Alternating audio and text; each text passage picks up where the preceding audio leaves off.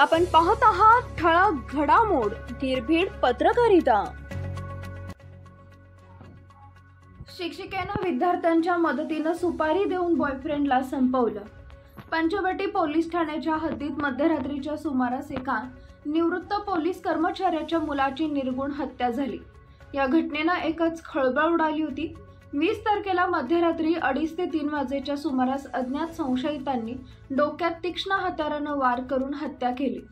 Panchavati police ठाण्यात अज्ञात व्यक्ती विरोधात खुनाचा गुन्हा दाखल करण्यात आला। मृत तरुणाचं नाव गगन कोकाटे असल्याचं समोर आलंय। सकाळी काही लोकांना गगनचा मृतदेह रक्ताच्या थारोळ्यात पडलेला दिसला। ही घटना पंचवटी पोलिसांना कळवण्यात आली। गगनच्या खिशात सापडली चिठ्ठी। घटनास्थळी पोहोचून पोलिसांनी तपास सुरू केला। गगनच्या खिशातून पोलिसांना एक चिठ्ठी मिळाली। यावरून प्रेम प्रकरणातून गगनची हत्या झाल्याचा संशय पोलिसांना आला। त्या दिशेने पोलिसांनी तपास सुरू केला। मृत गगनचे वडील सहाय्यक पोलीस उपनिरीक्षक प्रवीण कोकाटे हे काही दिवसांपूर्वीच पोलीस सेवेतून निवृत्त झाले। गगन हा त्यांचा धाकटा मुलगा होता। गगनच्या मृत्यूने त्यांच्यावर दुःखाचा डोंगर कोसळलाय, असा झाला खुलासा। गगनच्या खिशातून मिळालेल्या त्या चिठ्ठीवरून पोलिसांनी तपास सुरू केला आणि या प्रकरणी नाशिकमधल्या एका शाळेतील शिक्षिकेला ताब्यात घेण्यात आलं। पोलिसी खाक्या दाखवताच त्या शिक्षिकेनं आपण सुपारी देऊन गगनची हत्या केल्याची कबुली दिली।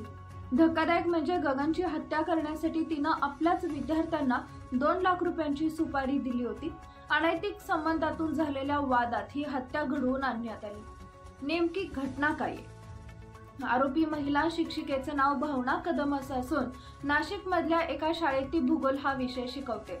म्हसरूळच्या मेरी कंपाऊंड मध्ये राहणाऱ्या 25 वर्षाच्या गगन कोकाटेशी तिची ओळख झाली आणि दोघांमध्ये प्रेम प्रकरण सुरू झालं।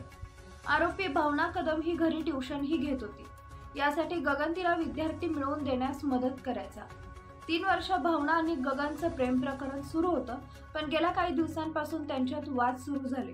कधी आर्थिक तर कधी कौटुंबिक कारणावरून त्यांच्यातला वाद विकोपाला जात होता। भावनावरच्या रागातून गगन तिचा पती आणि 2 मुलांनाही त्रास देऊ लागला। त्यामुळे आरोपी भावनाने त्याचा काटा काढण्याचा कट रचला। यासाठी तिनं शाळेतल्या विश्वातील 2 विद्यार्थ्यांना हत्येची सुपारी दिली। यासाठी 2 लाख रुपये देण्याचं ठरलं। यातील 1 लाख रुपये तिनं आधी दिलं, तर हत्येनंतर 1 लाख रुपये देण्याचं ठरलं। रात्रीच्या सुमारास विद्यार्थ्यांनी गगनला रस्त्यात गाठलं आणि त्याच्या डोक्यात तीक्ष्ण हत्याराने वार करत त्याची हत्या केली। ज्यावेळी हत्या झाली त्यावेळी भावना कदम ही त्या ठिकाणी उपस्थित होती।